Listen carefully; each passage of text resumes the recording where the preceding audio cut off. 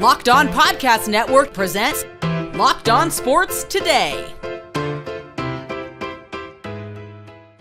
The Seahawks may be forced to hit the reset button on offense. What can they get for DK Metcalf now that he wants out? Also, the Bears just got a piece of a Super Bowl offensive line. They're making moves in the trenches, and LeBron has turned it on, but he's still behind Jayson Tatum for All-NBA. I'm Peter Bukowski, starting your day with the can't-miss stories and biggest debates in sports. You're Locked On Sports Today. Searching all major sports. Found. Let's start with the biggest story. The Seahawks had some major receiver news on Wednesday. Tyler Lockett calling it a career in Seattle. Well, and then DK Metcalf demanded out. At least that was the public reporting. Clearly behind the scenes, this was something that had been simmering for the last few weeks. Corbin Smith has been all over the DK Metcalf trade reporting. From Locked On Seahawks, he joins me now. And Corbin, this is quite the head for this to come to at this point. How did we get here with DK Metcalf and the Seahawks? Well, 2 weeks ago, Peter, the Seahawks and DK Metcalf were having preliminary discussions about an extension, and there was a pretty wide gap in terms of what the Seahawks thought that they should pay and what DK Metcalf felt that he was worth. The Seahawks don't necessarily want to pay top five money because statistically, DK Metcalf has not been a top five receiver. You can make the argument top 10, 26, 27 million. I think the Seahawks would be willing to do that. But if we're getting near 30 or above 30 million, then it starts to become a sticky situation. Then you go to last week at the Combine, and it's funny. Tuesday at the Combine, I had heard nothing on this front. It sounded like the extension was what they were talking about and everything was going to be good. And then Friday morning, reach out to a couple of my sources, and very quickly becomes evident that the Packers, the Patriots, and one other team that my sources did not have connections with had been in discussions with John Schneider. And clearly DK Metcalf's camp caught wind of this, because now less than a week later, DK Metcalf is saying, oh, you guys want to talk about trading me? Well, I want to be traded. Get rid of me. And so the fact that that happened, and I can tell you the Seahawks as an organization, they were really upset about the timing of this, because today was supposed to be all about Tyler Lockett, and they were celebrating his career. They purposely released him on a different day than their other cap casualties. And literally 20 minutes after they announced that, this leak comes out, and the Seahawks were not happy about that.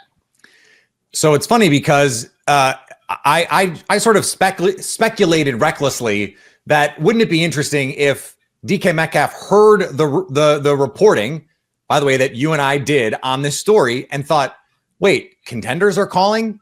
I would like to do that. Please send me to a contender. And then when this was reported by Tom Pelissero and Ian Rappaport, it was joined with, and he'd like to play for a contender.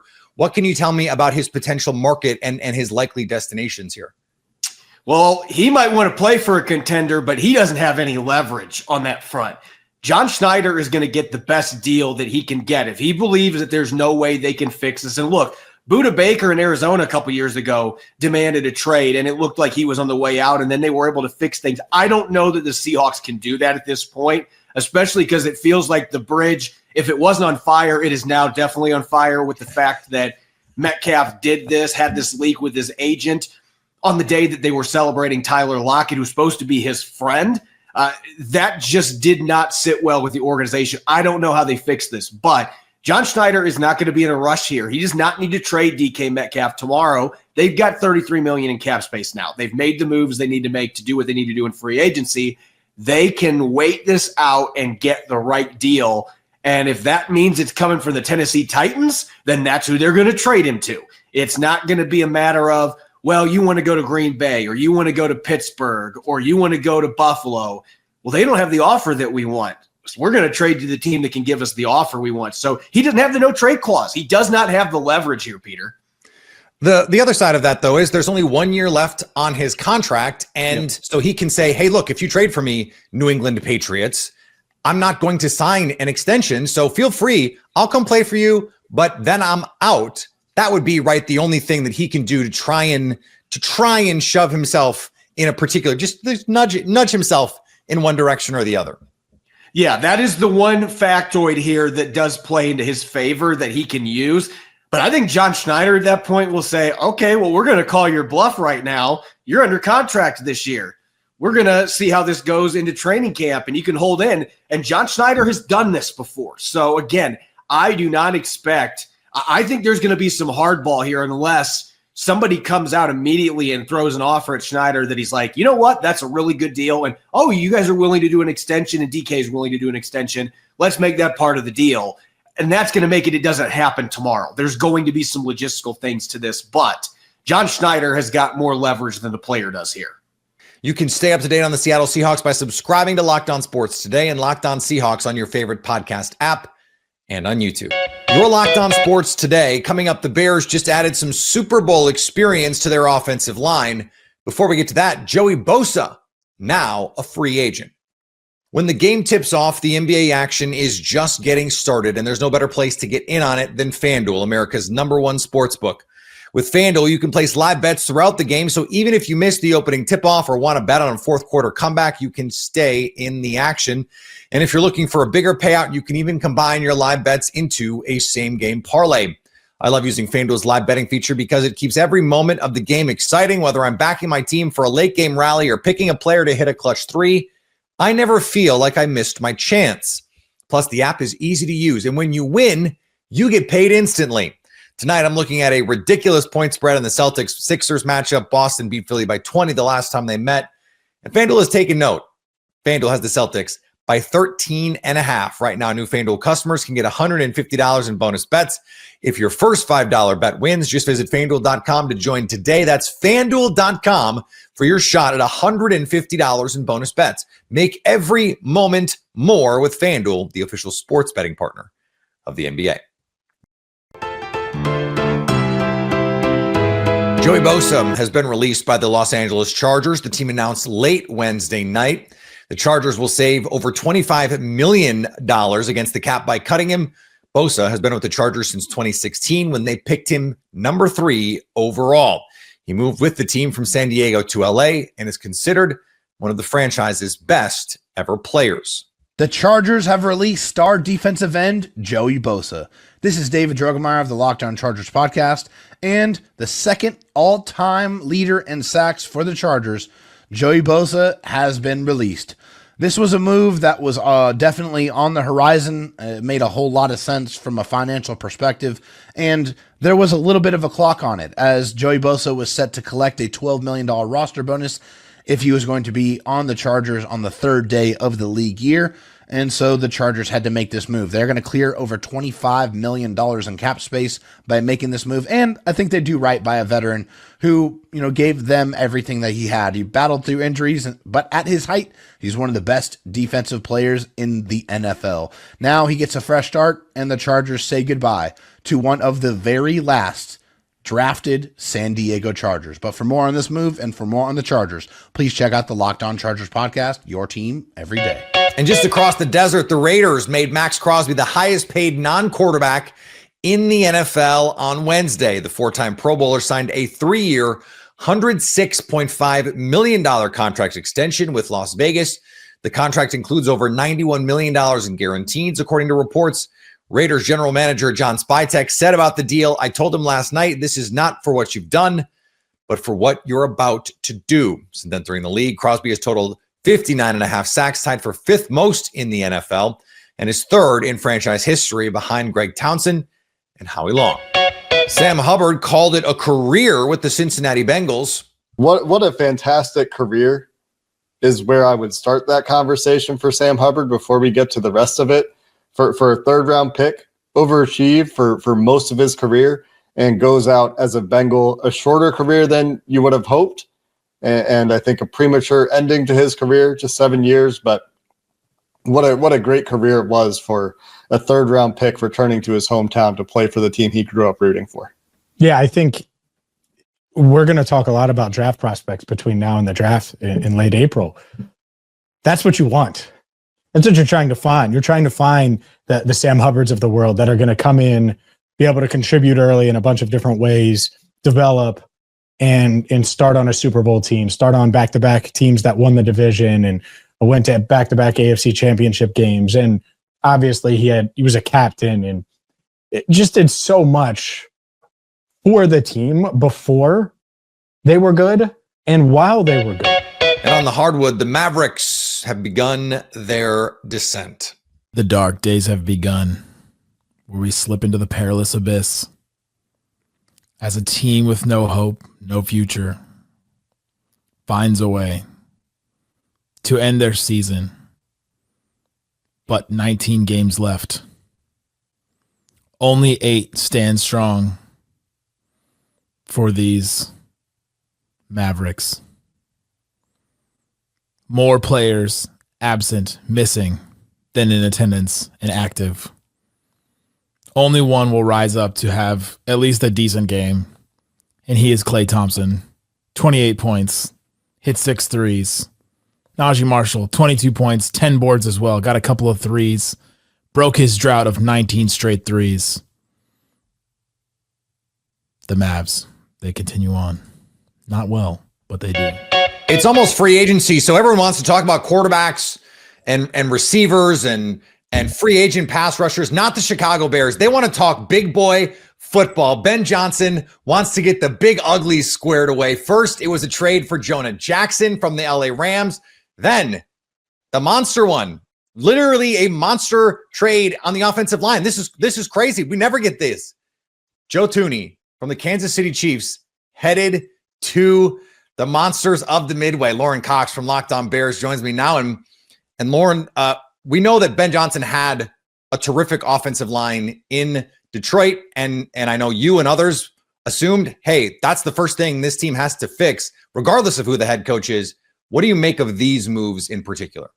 Yeah, I think it's, first of all, a reflection of maybe not a lot of confidence in the upcoming free agent market, either that guys are going to be more expensive than we might expect, or that guys just aren't as good as we might think. It's always nice to you can look at other teams' free agents and think they're going to be so much better when they come to your team, but maybe the Bears look at it and go, there's some okay guys here, but we don't want to put all our eggs in that basket. So they go out and trade for guys that their coaching staff has some familiarity with. Jonah Jackson was a Lion with Ben Johnson, and Joe Thuney was in Kansas City, where Eric Bieniemy was offensive coordinator, who's now the Bears running backs coach, and Ryan Poles was also in Kansas City when they brought Thuney there. So it feels like for them, there's a little bit less risk going out and getting a guy from past experience, as opposed to signing an outside free agent that you hope will fit, but you just don't know for sure. My question is, as they build this thing out, why go this way? Why go in on some older players when this is, for the most part, a young team, certainly a young offensive core with a first-time head coach, a brand new head coach? Why not take the more patient approach here? I think what this does is gives them a little bit more flexibility. And I think there's also a feeling of like they can win now, like not a Super Bowl in 2025, but that they don't need to wait around and waste more years of Caleb Williams' rookie contract and say, listen, we'll go get Thuney, we'll go get Jonah Jackson. Those guys can play different positions. Jackson can play guard or center. Thuney's played tackle or guard. And you feel like now you can go into free agency and the draft, and you're not hamstrung or forced to take one spot. You don't have to go get a center because Jackson could play center. You could sign a guard. Or you don't have to go in the draft and say, we need to draft a guard here, because you could put Joe Thuney at tackle if you really wanted to. Like, you've got some different options now that these guys allow Ryan Poles the flexibility to kind of let free agency and the draft come to him, instead of feeling like I had to get a certain guy in free agency or I had to draft a certain player because of the holes I left. Now, this has caused some speculation on the interwebs. I know the internet would never speculate recklessly off anything. That now the move is for Ben Johnson to go get his Jahmyr Gibbs, in this case, Ashton Genty, at the top of the draft. How do you think these moves affect the way that the Bears will handle the draft? Understanding we've got a month of free agency to deal with first. Yeah, I mean, in theory, this wasn't going to affect the NFL draft, in the sense that they were always going to try and address the offensive line in free agency so that they could go into the draft and say, we're going to take the best player available, whether that's a running back or an offensive lineman, and not feel like you have to take an offensive lineman because you just have this big hole there. Now, that being said, like, it certainly greases the wheels there and makes it a lot easier to swallow the drafting of a running back there. And I think back to when the Lions did draft Jahmyr Gibbs that offseason, they had signed David Montgomery in free agency, and then Jack Campbell Alex Anzalone in free agency, and then went into that first round and drafted Ashton Genty as a running back to go with their free agent running back, or drafted Jahmyr Gibbs as a running back to go with their free agent running back, and drafted Jack Campbell as a linebacker to go with their free agent linebacker. So Ben Johnson doubled down in that offseason at those two positions. And I think the Bears are in a position now where they can either double down a running back with Genty, or they could double down an offensive line in the first round, and they want that flexibility ahead of them. What is your expectation of how they will proceed here in terms of their level of aggressiveness? We talked about the idea that they can win now. Okay. So what does that mean in free agency where they have plenty of money to spend? These were two expensive offensive line options. They still have plenty of money to spend after that.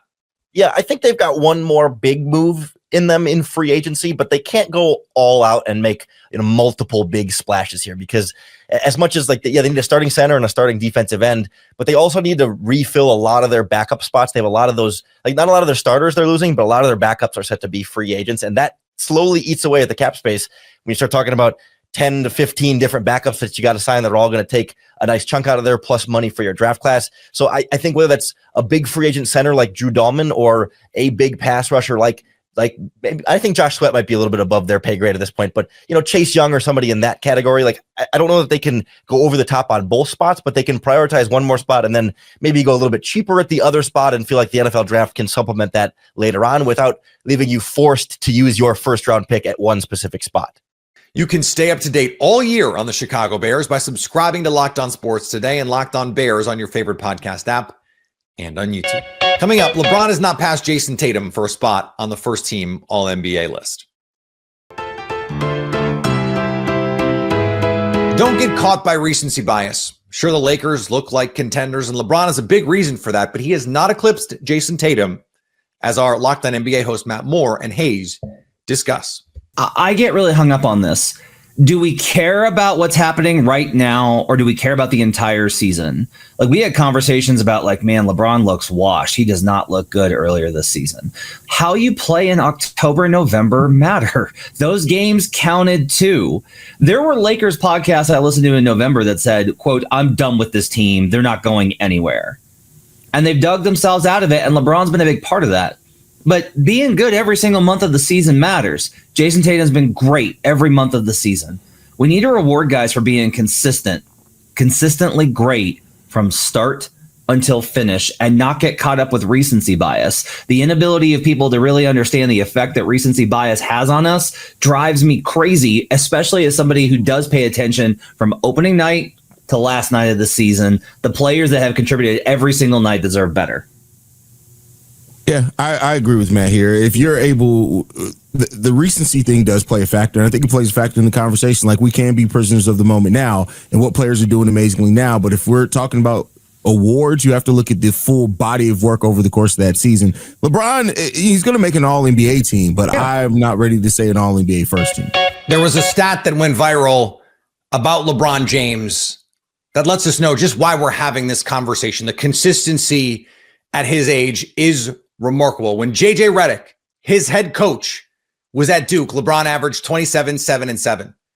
When JJ Redick was a rookie, LeBron averaged 27, 7, and 6. When JJ Redick was a 15-year veteran, LeBron averaged 25, 8, and 8.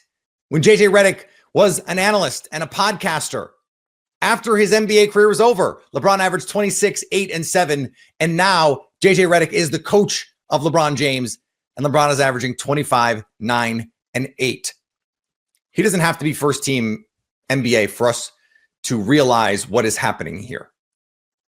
This is the greatest career we've seen in NBA history. He doesn't have to be the best player ever. We don't have to have the Jordan LeBron debates right now, or count the rings versus Russell. We don't have to do that. In its totality, the consistency, the performance level, we've never seen anything like this. And we can appreciate that while also saying in the moment, in the season, that doesn't make him the best player. And he's not. On the other hand, he probably doesn't care if he wins another title. And finally, while PGA Tour Commissioner Jay Monahan, Tiger Woods, and others have expressed optimism about getting a deal done with Saudi Arabia's public investment fund to reunify men's professional golf, Rory McIlroy doesn't sound so convinced.